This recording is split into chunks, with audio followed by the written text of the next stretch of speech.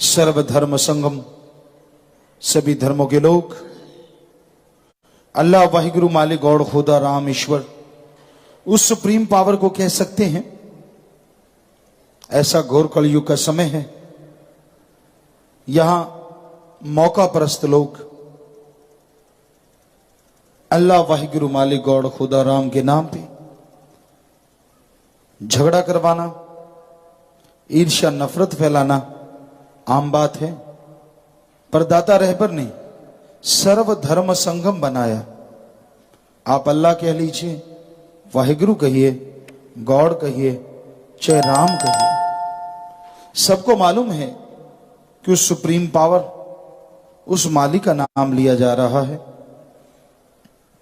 तो दाता का एहसान, उसका ऋण चुकाना तो दूर, गाना तो दूर, कल्पना नहीं की जा सकती। इतना रहमो करम बरसाया।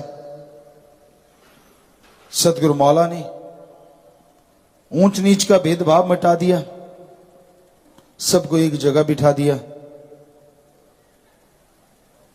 लोगों को आपस में निस्वार्थ बेगर्ज प्यार करना सिखाया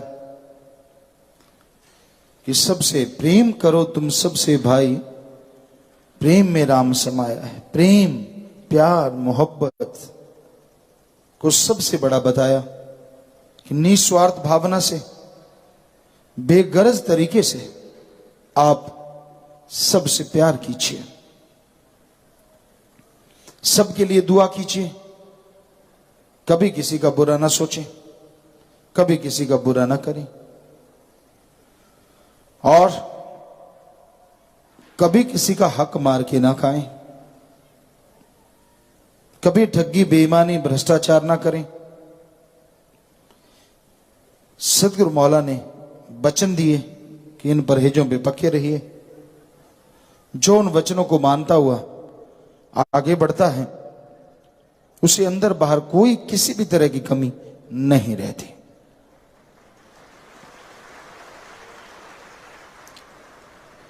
सतगुरुदाता ने गुनाहगारों को भक्त बना दिया, महापापियों को कुलों समेत पार उतारा करवा दिया। ये उनका रहमो करम, उनकी कृपा दृष्टि। आज पूरी दुनिया में लोग अपने मुर्शिद का गुणगान गाते हैं, नाच के, गा के, खुशियां मना के। गुणगान गाना ही गाना है।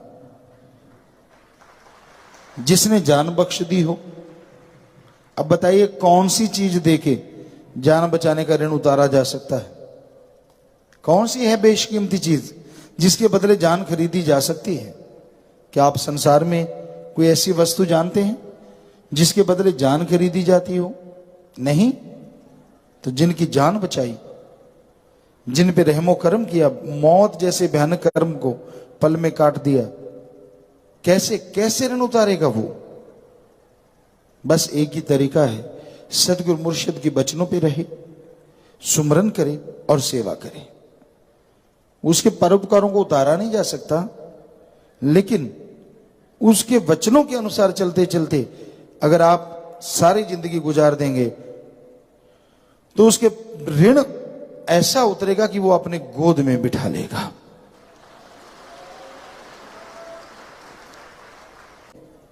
आप अपने धर्म में रहते हुए, अपने पहनावे में रहते हुए मालिक को याद कर सकते हैं, उसकी कृपा दृष्टि के काबिल बन सकते हैं। सच्चे सौदे दी फकीरी दा मकाम बड़ा ऊंचा, इतनी मिट्टी रे होके रहना पैंदा शान दा की कम। सतगुरु मौला ने यही फरमाया कि आप घर गृहस्थ में रहिए, चाहे त्याग दीजिए, दीनता नम्रता रखिए। दीनता नम्रता का पल्ला पकड़ के आप दोनों जहां की खुशियों को यहीं हासिल कर सकते हैं। तो सतगुरु ने कदम कदम पे गाइड किया, और जिन्होंने सत्य वचन करके माना, तकरार नहीं किया, उनकी कुलें तर गई, तर रही हैं और तरती रहेंगी। सतगुरु के वचन होते हैं, वो वचन करता है, कोई मान ले उसको कि हाँ ये वचन हो गए तो उसे दोनों जहान में कोई रोकने वाला नहीं होता। वो वचन पार जाते हैं, वचन कभी मिटा नहीं करते। तो सदगुरु मौला ने लोगों के भले के लिए, सबकी भलाई के लिए, सबके अंदर ये भावना भर दी कि आज बड़े से बड़ा इंसान यानी पढ़ा लिखा अच्छे पैसे वाला भी गंदगी की नालियां साफ करता नजर आता है और उसे वहां बदबू नहीं खुशबू आती है। ये उसका रहमो करम है, क्योंकि वचनों पे जो मान जाए, वचनों पे जो अमल कर ले, ऐसा ही होता है। लोगों के लिए झूठ होगा, लोगों के लिए मजाक होगा, लेकिन जिन्होंने महसूस किया जो तन लागी सो तन जाने, दूजा क्या जाने पीड़ पर आई। जिसके साथ होती है, जिसके साथ गुजरती है, जिसके साथ बीतती है, वो जानता है कैसे मौला, कैसे दाता रहबर कदम कदम पे चमत्कार दिखाते हैं, कैसी खुशियां बख्श देते हैं। सो प्यारी सत्संग जियो, जैसे हम आपको आग्रह करते हैं, हमेशा प्रार्थना करते हैं कि आप सदगुरु मौला का ये जन्म महीना है, जिस भी जन्म महीने को आप मनाते हैं, नवंबर है, ये है, कई बार अगस्त में भी, आप तो हर दिन एक बुराई छोड़ते जो अपनी गंदी आदत, अपनी बुरी आदत, अपने अंदर का अवगुण, बस आप पाक पवित्र हो जाएंगे, अवगुण चले जाएंगे, गुणवान बन जाएंगे और मालिक की खुशियों से अंदर बाहर से माला माल हो जाएंगे। हमने यहां कल भी आपको यही बात बोली, जनवरी चढ़ते ही ये बात बोली और आज भी बोल रहे हैं। आप प्रण कर लीजिए कि हां ये बात मैं छोड़ूंगा। ऐसी कौन सी चीज है जो आदमी नहीं छोड़ सकता? मना रे तेरी आदत ने कोई बदलेगा हरि जन सूर। चोर जुआरी क्या बदलेंगे, ये तो माया के मजबूर या माया के मजदूर। चोर जुआरी से मतलब लोभी, लालची, कामी, क्रोधी, अहंकारी, जो नाम से जुड़े नहीं है, जिन्होंने नाम नहीं लिया, जो भगवान की भक्ति नहीं करते, जो भगवान के सत्संग में नहीं आते, वो मना तेरी आदत को नहीं बदल सकते। बदलेगा कौन? हरि जन सूर। हरि भगवान, जन आदमी, सूर यानी शूरवीर बहादुर। हे मन दीवाने, तेरी आदत को कौन बदल सकता है? जो मालिक का प्यारा है, जिससे मालिक बेइंतहा प्यार करते हैं, जो मालिक का नाम लिया हुआ है, सुमरण करता है चाहे नहीं करता, सेवा करता है, थोड़ा सुमरण भी करता है, दृढ़ यकीन है, तो मालिक उसके सारे काज सवार देते हैं और मना तेरी आदतों को वो आदमी पल में बदल देता है। तो आप सब मालिक के प्यारे हैं, सेवा करते हैं, वचनों पे रहिए, 3 परहेज उन पे पक्के रहो, सुमरण कीजिए और रोजाना एक बुरी आदत छोड़ते जाइए। टेंशन लेने की जरूरत नहीं है। आपको बुरी आदत है, उसमें टेंशन लेते हैं, आपका मन आपको और रगड़ता है। मन 2-धारी तलवार है, हमने देखी भी है 2-धारी तलवार। पहले लड़ा करते थे लोग, योद्धा, एक हाथ में ये राइट हैंड तलवार चलाते थे यूं, पर जो माहिर होते थे, तलवार के दोनों तरफ धार होती थी, जिसे खंडा कह लें, तलवार कह लें, तो वो यूं भी चलाते थे और यूं भी चलाते थे, यानी टाइम बच जाता था। तो मन 2-धारी तलवार है। पहले तो ये गलतियां करवाता है और फिर ये कहता हां तू इसके काबिल नहीं है, तू तो गलतियां करता है, तू तो है ही इस काबिल। यानी पहले गलती करवा के श्वास खराब करवा दिए, बर्बाद करवाए, फिर ये कह के तू नहीं सुधर सकता, ये कह के मन जालिम हावी हो जाता है। पर गुरु, संत, पीर, फकीर सच्चे से अगर नाम लिया हो, हम आपको गारंटी देते हैं, अरे वैश्या भक्त बन जाते हैं, चोर, डाकू, जुआरी ऐसे भक्त बनते हैं कि लोग उनका जय जयकार करते हैं। पूर्ण गुरु मुर्शिद कामिल के नाम में इतनी ताकत होती है, इतनी शक्ति होती है। तो इसलिए आप अपनी आदतें छोड़ते जाइए, सुमरण करते रहिए, सेवा कीजिए, मालिक से मालिक को मांगिए, यकीनन आपकी आदतें छूट जाएंगी और आप मन के हाथों मजबूत नहीं होंगे। जी, भक्ति का स्वाद, एहसास, सुनना, देखना होना चाहिए था। और कहाँ आज के दौर में ये मनो इंद्रियां बन के इंसान को गुमराह करती नजर आती हैं,